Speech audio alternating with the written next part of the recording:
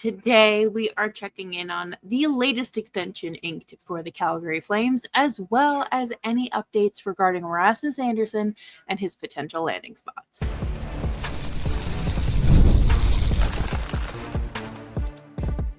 You're Locked On Flames, your daily podcast on the Calgary Flames. Part of the Locked On Podcast Network, your team every day.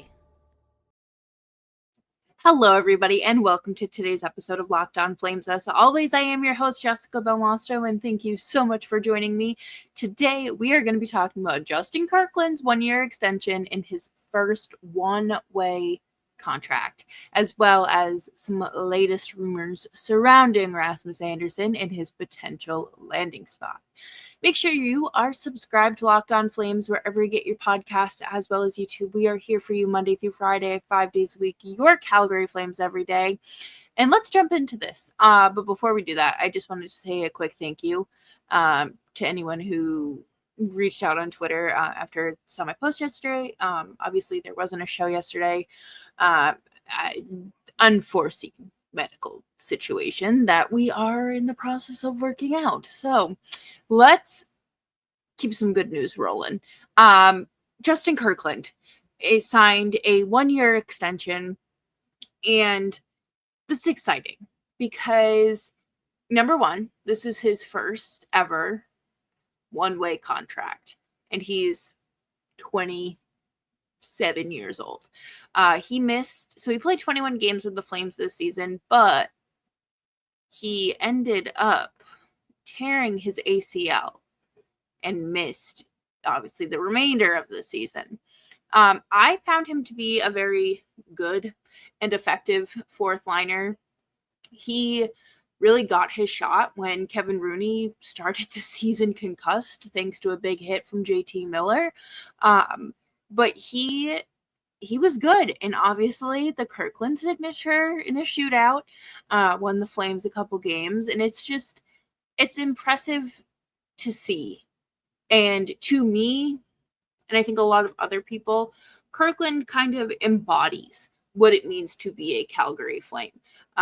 For those of you who maybe don't know, he was this year's Masterson Trophy nominee for the Flames.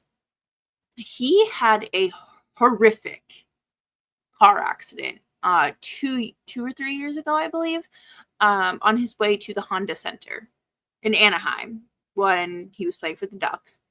And it was a very bad accident. And they didn't think he was ever going to play hockey again. But he did just that. And to come back and be slapped in the face with another long-term injury, it's disappointing. It's discouraging. Like, I feel like a lot of people would just kind of wash their hands of it and be gone. But Kirkland remained in Calgary.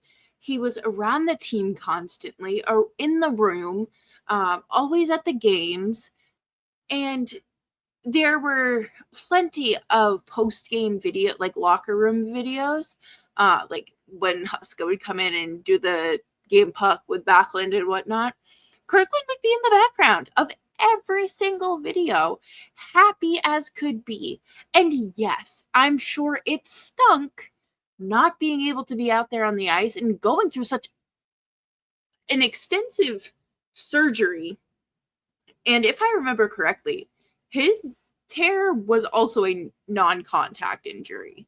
I could be mistaken, but because I know Anthony Mantha's was. But I like what Kirkland brought to this Flames roster. To me, he embodies what it means to be a Flame.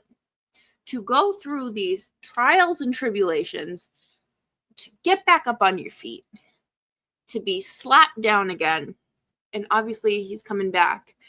He's ahead of schedule, actually. He's been skating for, I think he said, about 3 weeks now, which is incredible considering the injury was in late November, early December.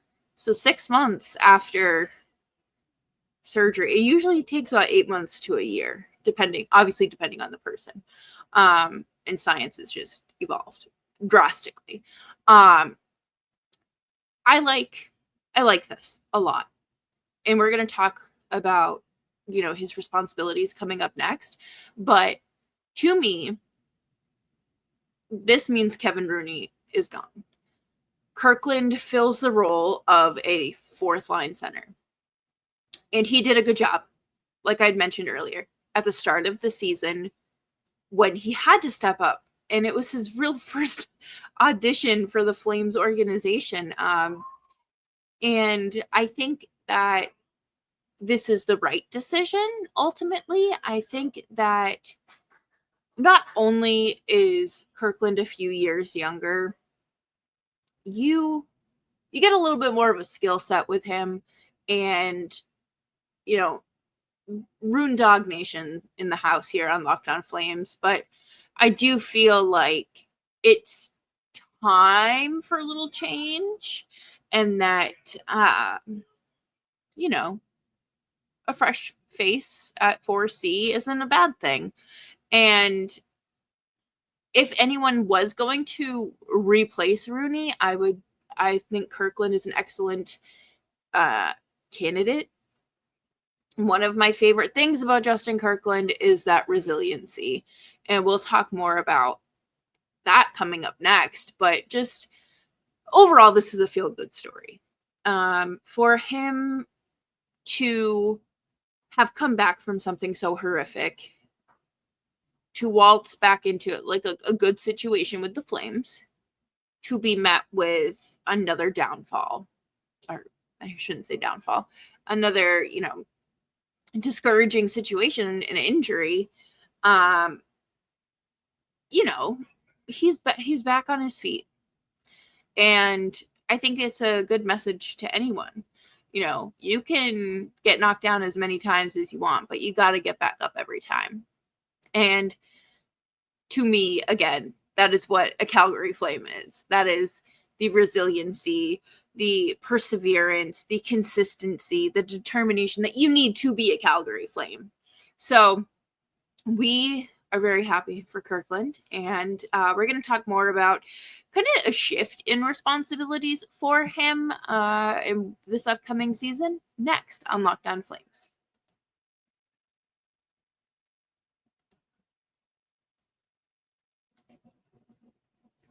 Looking for a snack that's both delicious and nutritious? Crack into a good source of protein with Wonderful Pistachios. Wonderful Pistachios is one of the highest protein nuts. Each 1 ounce serving has 6 grams of protein, giving you over 10% of your daily value. Plus, they are packed with fiber and better for you unsaturated fats to help keep you feeling fuller longer. I love the no shells variety. Not only are they delicious, they are super convenient, and I can just grab and go. The salt and vinegar variety is so good. I love how delicious they are, and they're good for you. They're not a bad snack. Get snacking and get cracking with a snack that packs a protein punch. Visit wonderfulpistachios.com to learn more.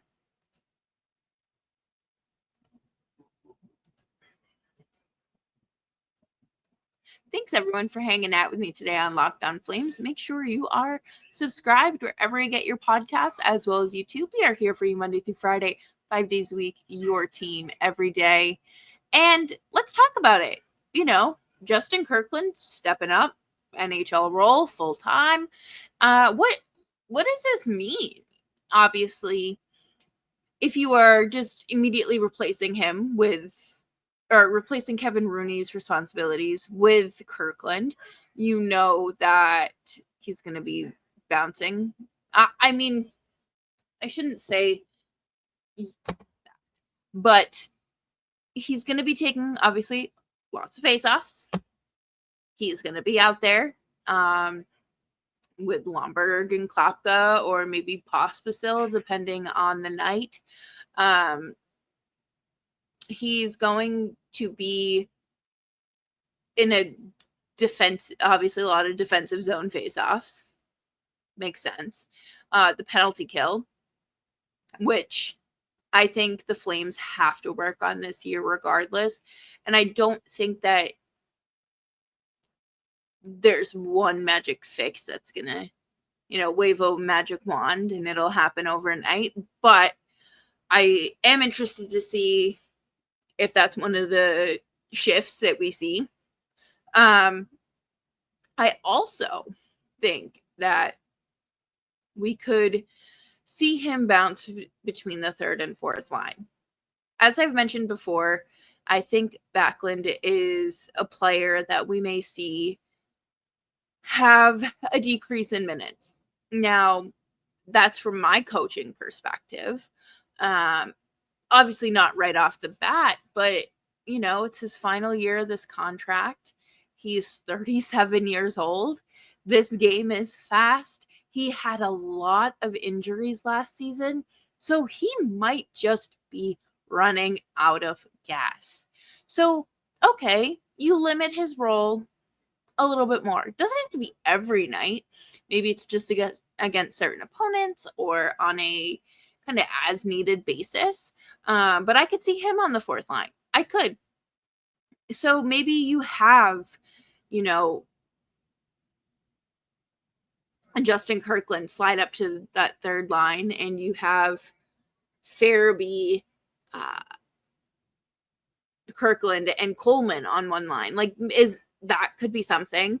Not saying it has to be permanent, but you have a lot of options here that could be bountiful, really. I think that one of the biggest things here is you have to have reasonable expectations. You aren't signing a 20-plus goal scorer, right? Your fourth line guys are gonna maybe get you 7 to 10 goals, depending on the player. I don't think you're going to get an exorbitant amount of production from Kirkland, even if it is the shootout. You'll probably get a little bit lucky, but eventually teams will figure out how to read you. And I think overall, like I mentioned before, he embodies what it means to be a Calgary Flame, but he also is like the definition and the poster child of a great depth guy. He's a team player that will do whatever he has to do when he's asked.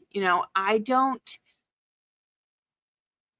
foresee this being an issue.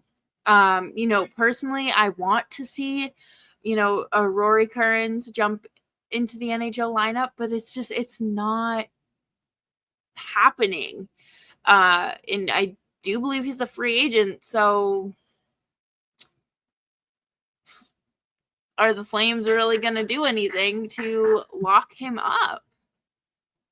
So Kearns is an RFA, and I just, based on that 4 or 5 game sample size they had earlier this year with him, I don't know if they believe that he's fit for this system. But I also have a hard time writing him off after that small sample size when Kirkland has only had 21 games. It's a double-edged sword again. You have to ice an AHL team at the end of the day, and unfortunately, injuries do occur at the NHL level, so maybe you do see him. It all depends on a number of different things, and maybe he's a guy they trade. I don't know. But with Justin Kirkland, you have a lot of good options, I would say, for that fourth line. I would really like to see Lomberg, Kirkland, and Pospisil together. I think that would be it'd be a fast line to start, number one.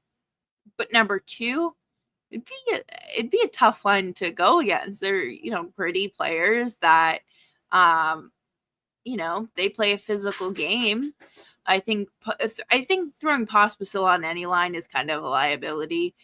He has kind of smoothed things over this as the season went on, but I do think you get a certain, you're walking a very fine line with him on the ice at any given moment. But I'm hopeful that, we see a bounce back from his regression this past year. Ultimately, Justin Kirkland is going to write his own destiny. Going into the season, I mean, I don't know if he'll be ready for training camp. That's the other thing, too, is he very well could, it's the end of June. He could be ready for camp at, the end of August, early September, or I guess mid-September. But you want to ease him back in because he's like that fish from SpongeBob that's always like in a cast or going, my leg, because he has had significant injuries that have played such a huge role in his last 5-6 years. So for me, I don't want him just thrown back into things. I want to see, if easing him back in is what it is. Or let's say, since he's ahead of schedule now, can you give him some preseason reps in game? I think that's always an option. And plus, it gives him the opportunity to shake off that extra rust that, he's had an extra long off season in comparison to most of his teammates. But coming up next, we have to talk about Rasmus Andersson, because what would be an episode of Locked On Flames without some trade rumors?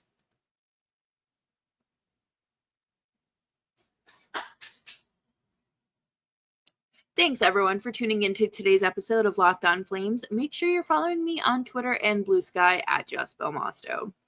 So, another day, another Rasmus Andersson trade rumor. Yesterday, it was announced. I don't want to say announced. That's silly. It was reported by several outlets.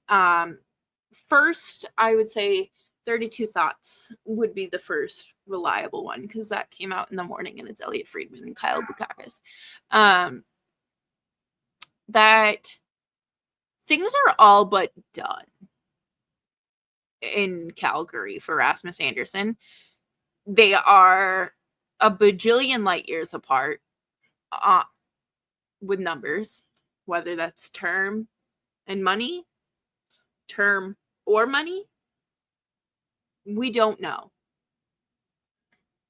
So the Flames know that there is significant interest, which is great, because that's what you need.